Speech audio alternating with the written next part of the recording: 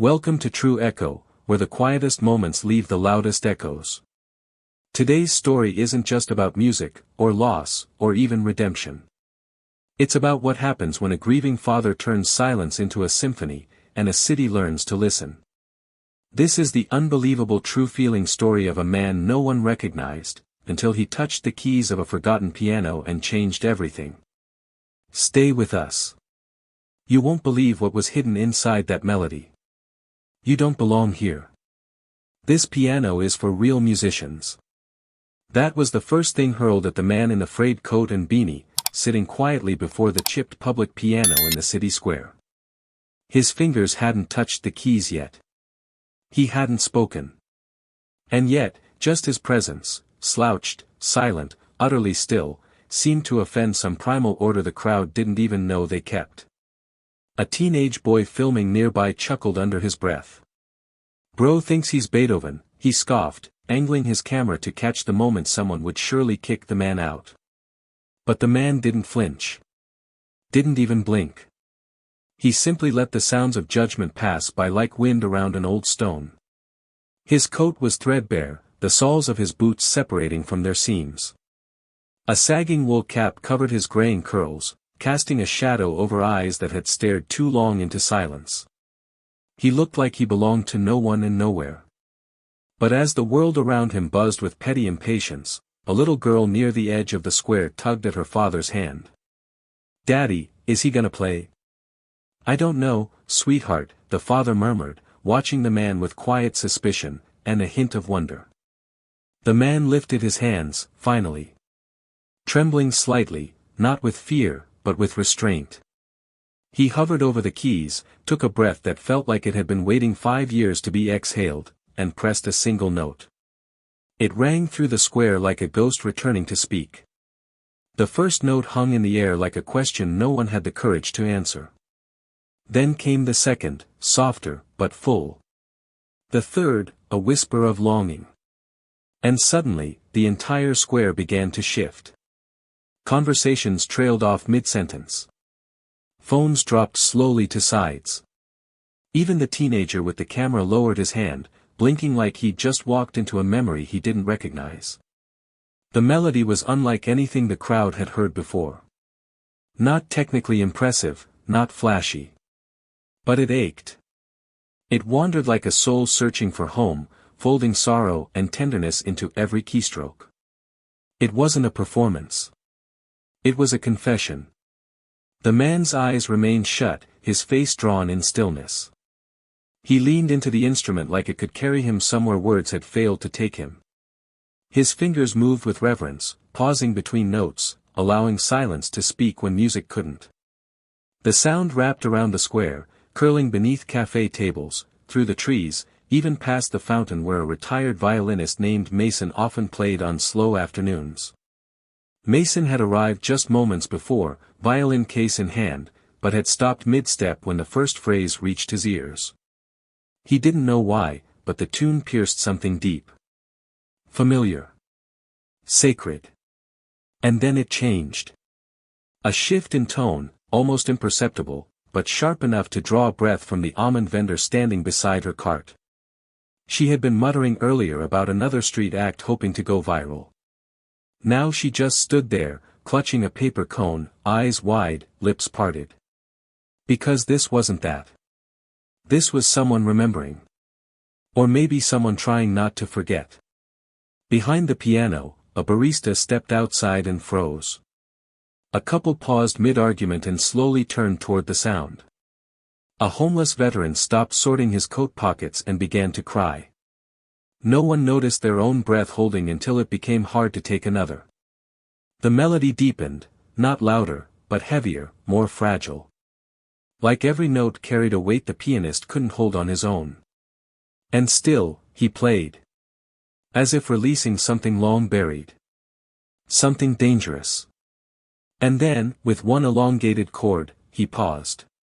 The crowd stood in suspended animation. Even the pigeons on the roof were still. The pianist lifted his head, eyes open now, and met the gaze of the little girl who had spoken earlier. She sat cross-legged on the ground, staring as if watching a fairy tale unfold. He smiled. And then the music changed again. The aching tone lightened, not joyful, but warmer. Still sad, yes.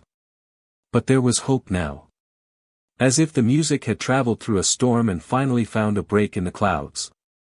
A woman near the coffee stand gasped. "Wait. I've heard that melody before."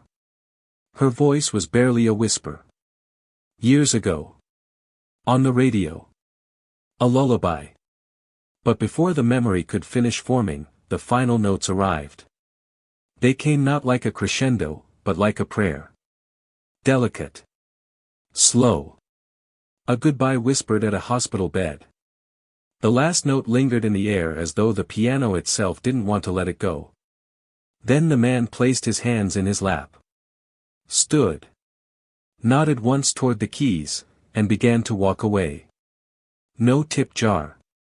No introduction. No encore. Just a folded note left behind. The almond vendor picked it up, her hands trembling. On the back were 3 words scrawled in elegant, almost calligraphic handwriting. For her memory. She didn't know what it meant. Not yet. But the city would. Did anyone get his name? Mason asked, his voice low, almost reverent, like he feared shattering what lingered in the air. No one responded. Heads turned. A few people shrugged, others exchanged guilty glances. No, someone finally said. He didn't speak. The almond vendor still held the folded note. Her eyes hadn't left the man's retreating figure until he disappeared around the corner. She turned it over again. For her memory. The words circled her thoughts like a song stuck in her chest. A teenage boy, the same one who had earlier mocked the pianist, stepped forward hesitantly. His face had lost its smugness. Now it carried the stunned expression of someone who had just witnessed something he didn't understand, but knew was real. I filmed it," he mumbled. "Live stream." All eyes turned to him. He lifted his phone with trembling fingers. "It's all here. I didn't mean to. I thought he was just some guy." The vendor's voice softened. He wanted to be just some guy. Just for a while. The boy nodded, swallowing hard, like he was trying to push down regret he didn't know how to name. Mason stepped forward, peered at the video on the screen. "Can I hear it again?" The boy tapped play. The sound began softly from the speaker, the same haunting melody that had silenced the square. The moment it began, a hush rolled across the crowd again. Even those who had missed the performance drew closer, pulled in by something they didn't quite understand. And then something strange happened. As the melody unfurled, Mason tilted his head. His brows furrowed. "Wait. There's something underneath." "What do you mean?" the vendor asked. "Listen closely." He turned the volume higher. There's a second melody, buried beneath the first. The older woman who had collapsed onto the piano bench earlier, Marilyn, stiffened. Her eyes widened. "Oh my God," she whispered. "It's her song." The vendor blinked. "Whose?" "Elijah's daughter," Marilyn said. "Her name was Alara. That's the lullaby he used to play for her. Every night. I haven't heard it since before the accident." Mason's mouth dropped open. He buried her melody inside the performance. Like a secret. "No," Marilyn's voice trembled. "Like a eulogy." The boy clutched his phone tighter. He wasn't just playing music. He was telling a story. All around them, people stood frozen again, not in fear this time, but reverence. The video continued to play, and now everyone could hear it. That second layer, faint and hidden but unmistakable once noticed. A lullaby for a child long gone. "I remember the trial," someone whispered from the crowd. An elderly woman near the fountain. Her voice was thick with guilt. They blamed him, said it was his company's software. A hospital glitch. Marilyn nodded slowly. Carter Tech. He founded it. Built half the city's systems. After his daughter died during a routine procedure, they turned on him. Said his own design failed. That if he'd updated the systems faster, she might have lived, Mason finished. A man in a navy overcoat stepped forward. His coat bore the initials CAF, Carter Arts Foundation. The truth was more complicated, he said. But the headlines didn't care. The vendor looked at him. You knew him? I worked with him, he said. Before he vanished. The crowd stirred again. Whispers of recognition passed between strangers like electricity. Elijah Carter, someone breathed. Founder of Carter Tech, Billionaire. Musical prodigy, another added. Vanished 5 years ago after she died. No press. No funeral. They said he fled to Europe. Marilyn's voice cut through the noise. He never fled. He just stopped being seen. Her gaze returned to the piano, her fingers brushing over the edge of the keys. He stopped speaking. To us. To the world. But not to the piano. The final seconds of the video faded to silence. And the crowd stood quietly, grieving a little girl none of them had met, and a man who had just bared his soul to them without saying a single word. The square stood still, not in confusion anymore, but in understanding. A melody had become a monument. Not to fame. Not to genius. But to a father's grief. Marilyn rose from the bench, still looking at the piano as if it were a headstone. He never stopped playing, she murmured. He just stopped letting anyone hear it. From beside the fountain, Mason turned to the man from the Carter Arts Foundation. Do you have anything? Sheet music? Notes? The man nodded solemnly. He left us something. But with strict instructions, not to release it unless one of the songs was played publicly. He reached into his case and pulled out a thick, leather-bound folder. Embossed in faded gold were the initials, EJC. Mason opened the folder carefully. Inside were dozens of pages of handwritten sheet music, each marked with movement titles. The first read. Alara's song, Movement I, Stardust in Her Hair. He blinked, his voice cracking. It's beautiful. There are 9 movements in total, the man in the coat said softly. 1 for each chapter of her life. Her laughter. Her dreams. Her fears. Her questions. Her last heartbeat. Mason swallowed. And he never played them for anyone? The man shook his head. Only wrote them. Locked them in a vault. Today was the first time the world heard any of it. A murmur of reverence passed through the crowd. The music, the silence, the man, it all meant something more now. Bigger than any viral clip or tragic backstory. This was legacy. Then, a small voice broke through. Can I hear it again? It was the little girl in pink sneakers, still seated at the foot of the piano. Her wide eyes were gentle, but firm. She hadn't looked away since the last note fell. Mason turned to her. The folder still in his hand, he looked at the sheet music again. The notes danced across the page like stars. He bent down, opened his violin case, and slowly removed the instrument. The bow shook in his grip. He inhaled, then sat at the bench. The crowd seemed to lean in as one body. The air tightened. And when he drew the bow across the strings, the first note floated up like a prayer. The melody returned, not from the piano this time, but from the violin. Lighter. Thinner. But no less powerful. Each note held its own heartbeat. He played it as if it were being told to him as he went. Like memory speaking through fingertips. The second passage came, and with it, warmth. It danced like a girl's laugh in a sun-drenched room. Light on wood floors. Curls bouncing. bare feet spinning in circles to music only she could hear. Then it shifted. A sudden minor note dropped like a crack in a mirror. The tempo slowed. The joy faded. Replaced by ache. Then silence. Then another tremor in the melody, smaller this time, but it lingered. In the crowd, a woman sobbed openly into her scarf.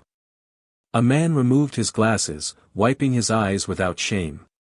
Even the teenager who'd once laughed stood completely still, his hands trembling at his sides, lips pressed shut. The violin wept. It wasn't just grief. It was the retelling of love that had nowhere else to go. And then, quiet. Mason held the final note so gently it barely existed.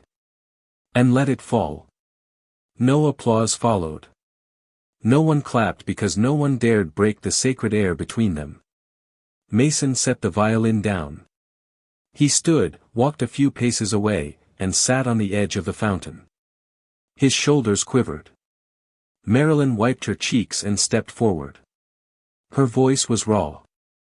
She died in my arms. A hush fell over the square. She coded before they could bring the paddles, she said. Elijah blamed himself.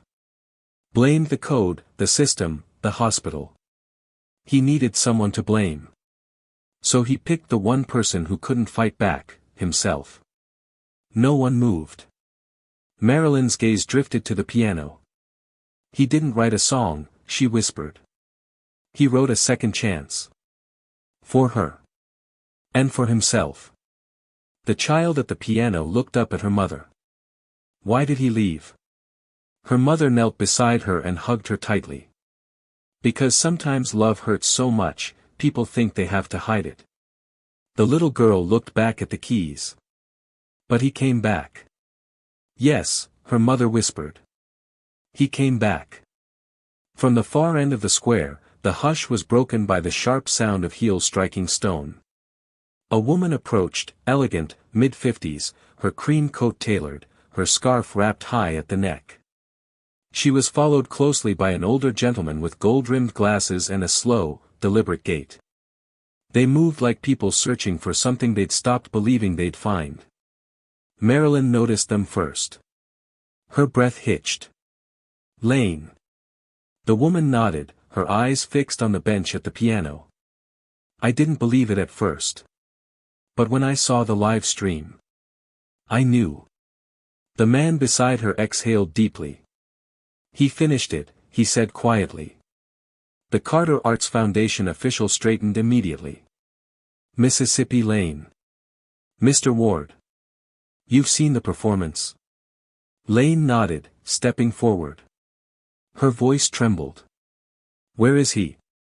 He played, and left, Mason said, still seated at the fountain. Didn't say a word. Lane's expression softened. That sounds like him.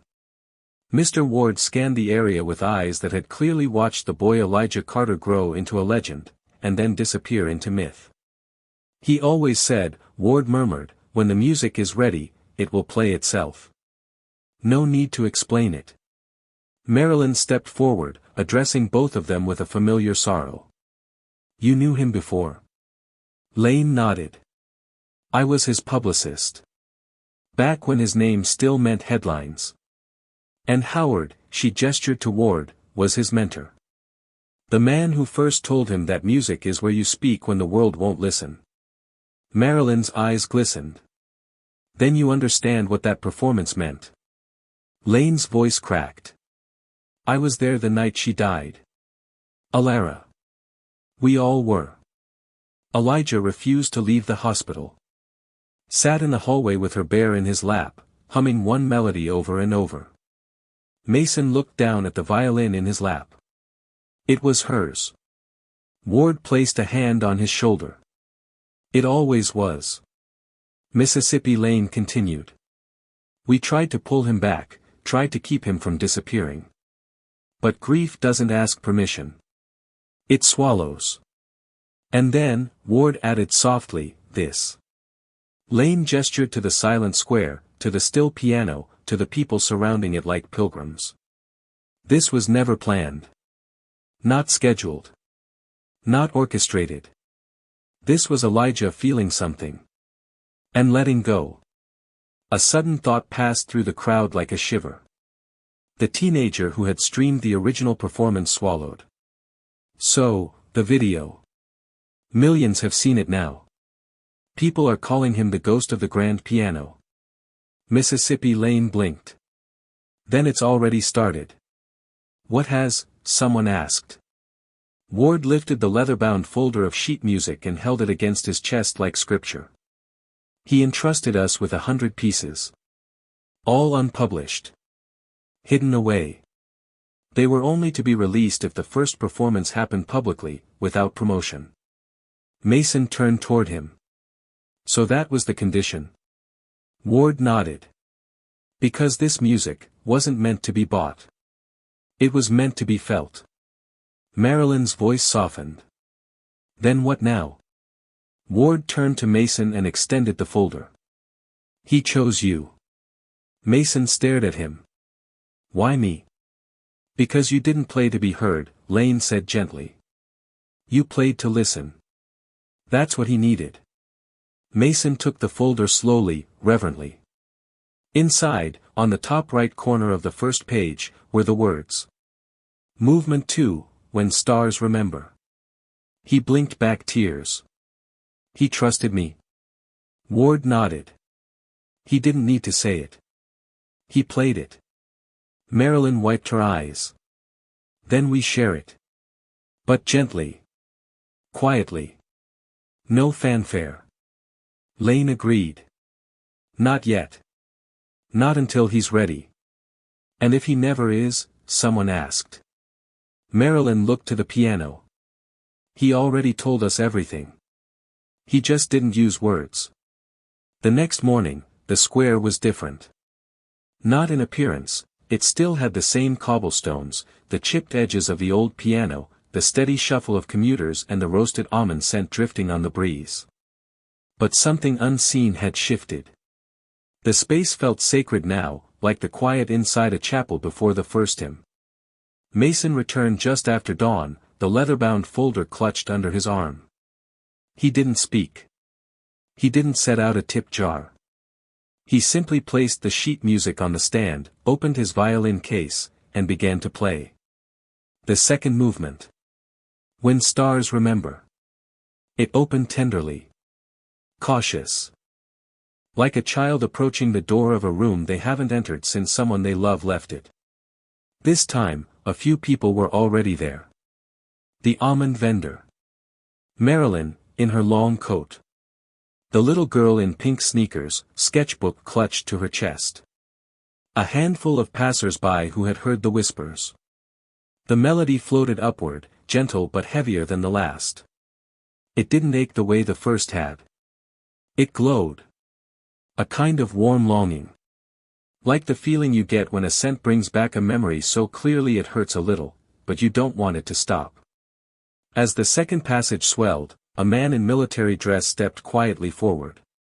His blazer carried the gleam of pins, one for valor, another for sacrifice. His eyes glistened as Mason played on, and when the final phrase arrived, a subtle shift from minor to major, like a flicker of forgiveness, he stepped forward. From his coat pocket, he pulled out a neatly folded note. On it was a photo of a young man in uniform. He tucked it gently into the crook of the piano's music stand. For my son, he whispered. Thank you, for giving me back a piece of him.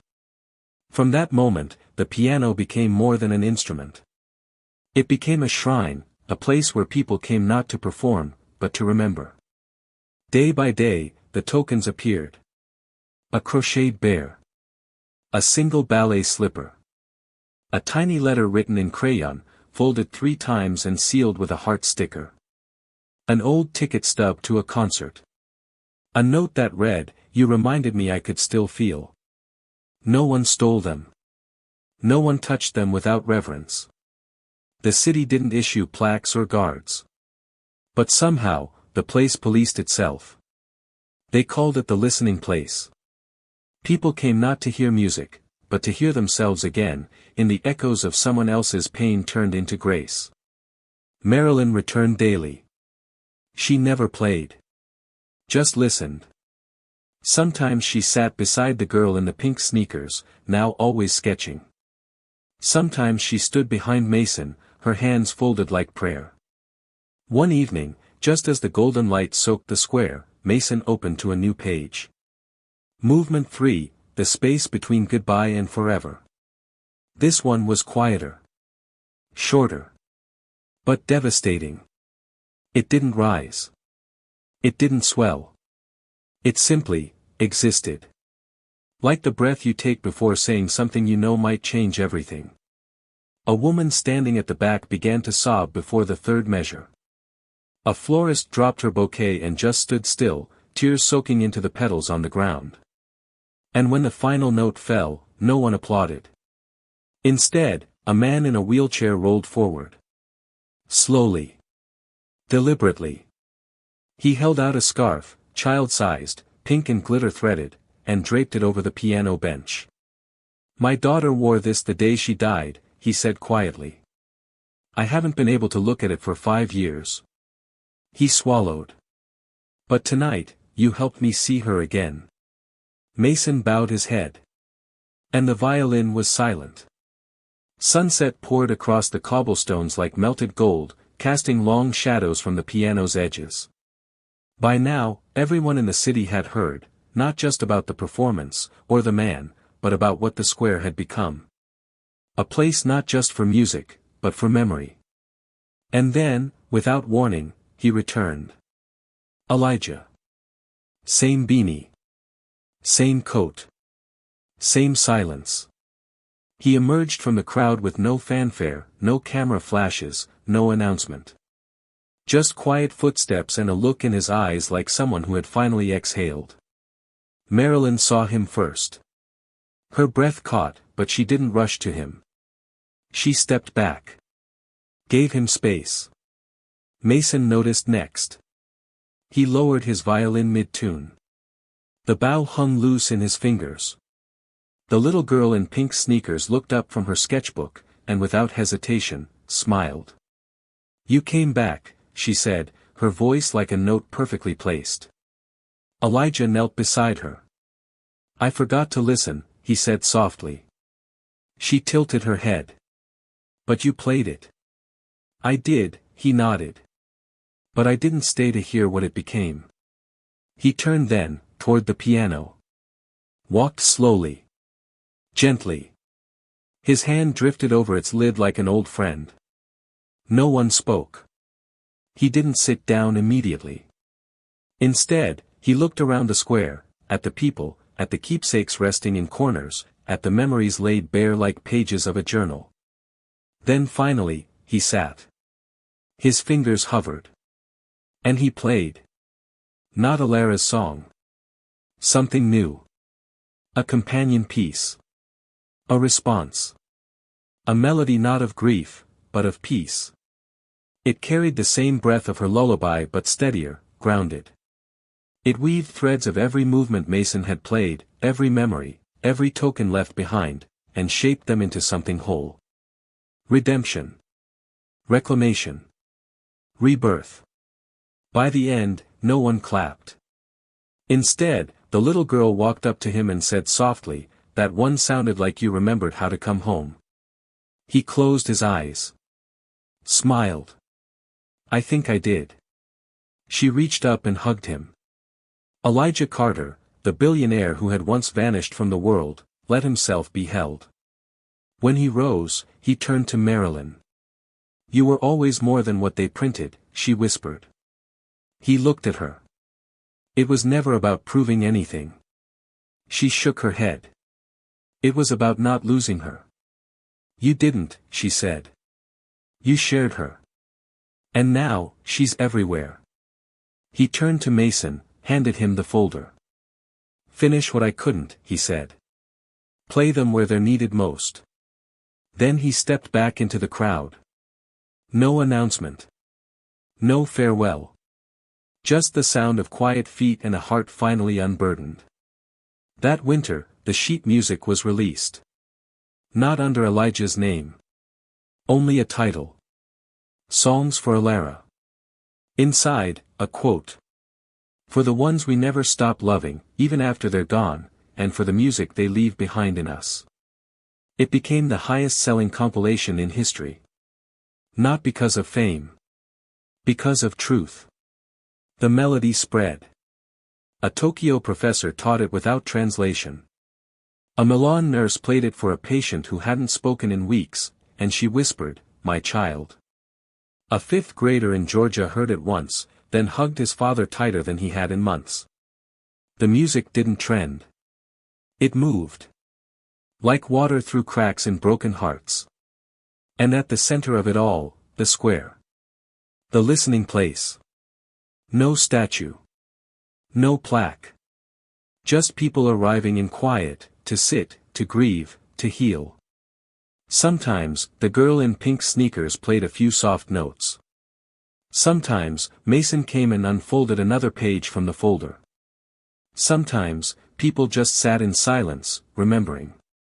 And on one spring afternoon, long after the story had quieted from headlines, Elijah returned again.